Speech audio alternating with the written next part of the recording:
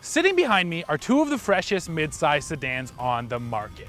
For 2016, Chevrolet has an all-new Malibu, while over at Nissan, a major mid-cycle refresh has arrived for the Altima. Now these are two nice-looking, decent mid-size sedans, but I do think one is just a little better than the other. Let me tell you why.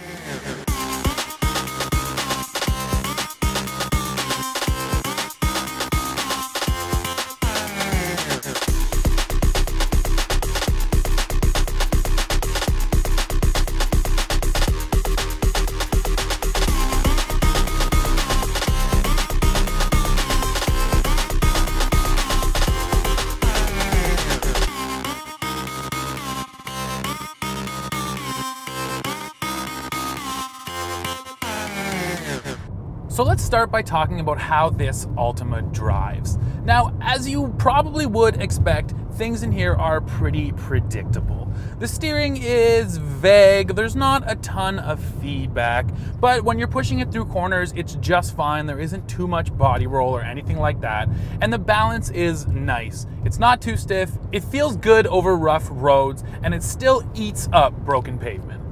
The Altima we have here today is powered by a 2.5-liter 4-cylinder engine hooked to a CVT. Now Nissan has to be commended for their CVTs because they don't really exhibit all of those traits you might expect. Power is good off the line, and thanks to Nissan's transmission tuning, it actually makes its CVT mimic an automatic. So when it comes up into the high RPMs, it'll drop back down so you don't get that really annoying drone.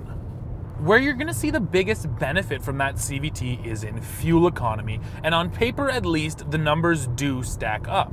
This Altima is rated at 27 miles per gallon in the city and 39 on the highway, which is pretty impressive for a midsize sedan. When it comes to the interior of this Nissan, everything works quite well. The ergonomics are okay, but I just don't love the styling. It's just sort of boring, especially when you compare it to the Chevy. I do like the seating position in this car because you can get the seat quite low. And in terms of actual comfort, these front seats are fine. I could definitely do quite a few miles behind the wheel of this car. This mid-size segment is pushed towards families, so talking about the backseat is a must. Now this Altima offers 36.1 inches of rear seat legroom, which for me anyways is actually pretty spacious, although the Chevrolet does manage to offer 2 extra inches.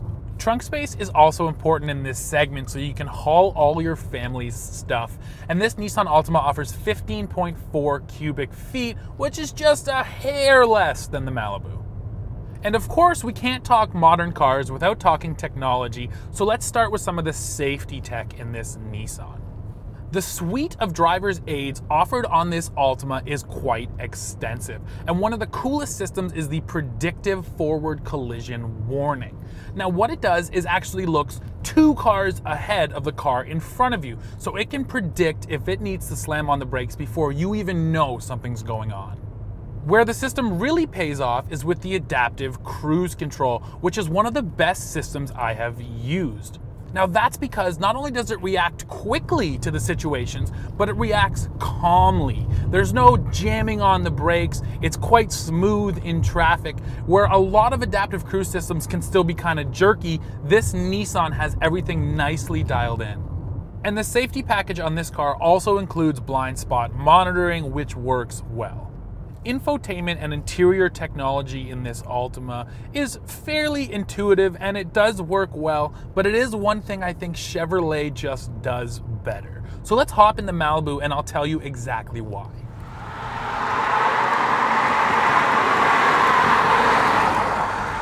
So now we're in the Malibu, and the first thing you notice is, at least I do, it's just nicer to look at. It has a cleaner layout, a little bit more expressive design, and Chevy engineers are really good at laying out all the controls.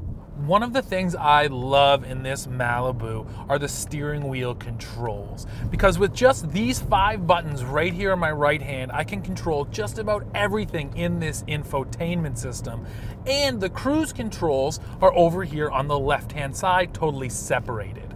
In the Nissan, the cruise control is right beside the voice recognition button, and sometimes you can hit the wrong button. It's a little convoluted. In the Chevy, everything is clear and well laid out.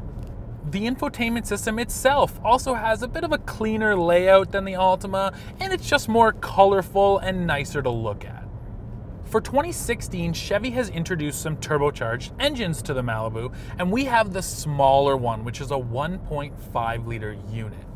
If you do want more power, you can opt for a larger 2-liter turbo, but this 1.5T is totally adequate for this car. In fact, this engine is down about 20 horsepower compared to the Altima and up just a little bit of torque, but side by side, you probably wouldn't notice. This turbo feels quite powerful, and best of all, it's linear power. There's no big turbo lag and rush of turbo power. It actually feels like a naturally aspirated engine, which is quite nice. When it comes to the actual drive, these two cars are so similar.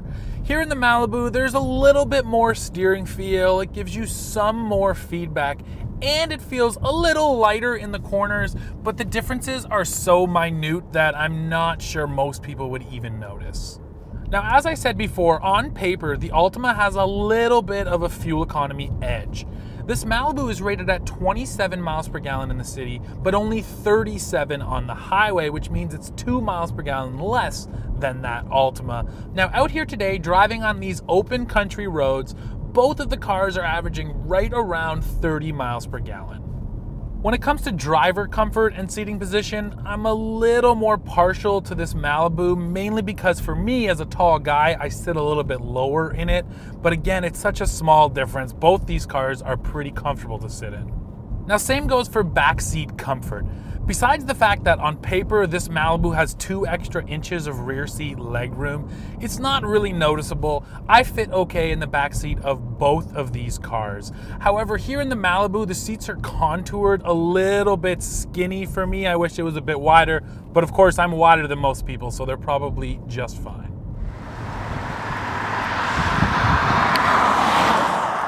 At the base level, you'll pay about $600 more for the Altima than you will the Malibu, and that story stays the same as you climb through the trim levels. But overall, this Chevrolet Malibu offers better style, more space for the family, and most importantly, more value.